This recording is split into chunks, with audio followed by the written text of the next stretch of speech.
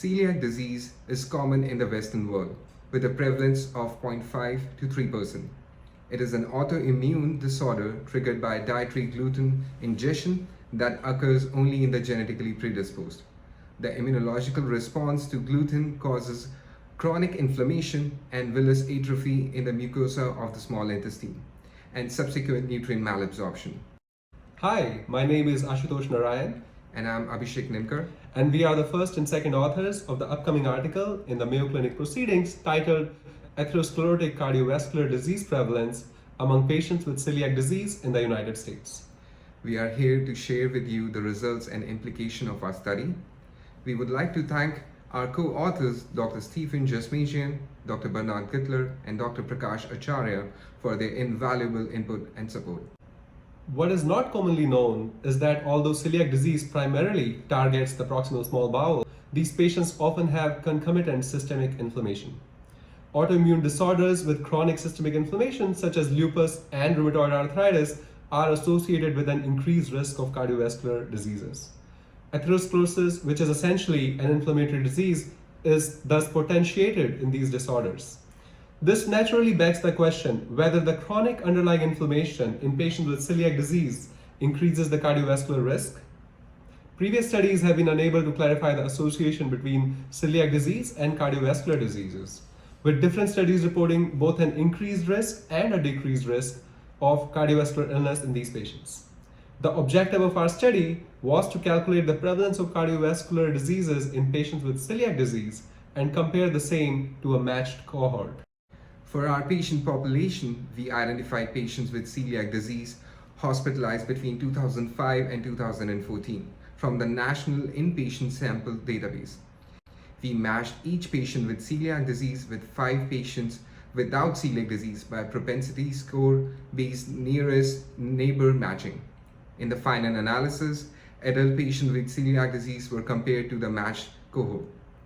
For the 227,000 patients with celiac disease, the mean age was 58 years, 71% of the patients were women, and 90% were white. The prevalence of major comorbidities like hypertension, diabetes, among others, were significantly lower in patients with celiac disease when compared to matched population. This is in agreement with previous literature, likely a phenomenon of gluten-free diet, which is the primary management in these patients. Overall, we found a lower prevalence of cardiovascular disease in patients with celiac disease compared to controls as well. However, we found something interesting on subgroup analysis by age and gender. Patients younger than 40 years of age had a higher prevalence of cardiovascular disease compared with controls. Interestingly, this increased prevalence was noted only in women and not in men. In addition, after multivariate adjustment for traditional cardiovascular risk factors, younger women with celiac disease had higher odds of cardiovascular diseases when compared to women without celiac disease.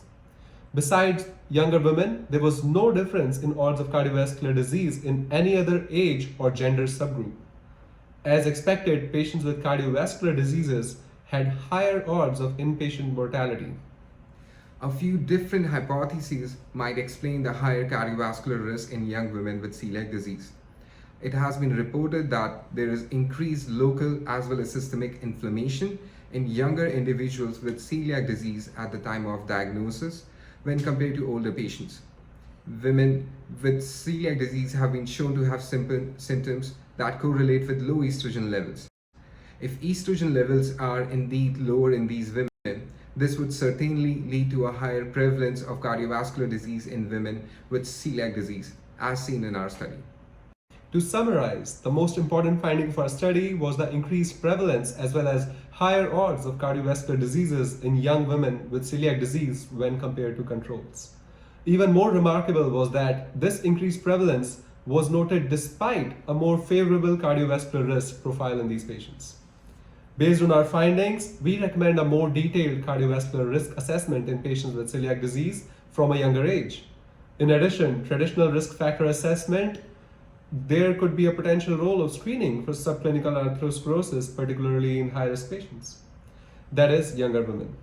Regression of atherosclerotic lesions with appropriate measures has previously been reported, and thus treatment with gluten-free diet has the potential to neutralize the increased cardiovascular risk in these patients.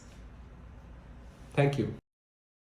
We hope you found this presentation from the content of our website valuable. Our journal's mission is to promote the best interests of patients by advancing the knowledge and professionalism of the physician community. If you are interested in more information about us, our homepage is www.mayoclinicproceedings.org. There you'll find access to information for our social media content, such as additional videos on our YouTube channel or journal updates on Facebook. You can also follow us on Twitter. More information about healthcare at Mayo Clinic is available at www.mayoclinic.org. This video content is copyrighted by Mayo Foundation for Medical Education and Research.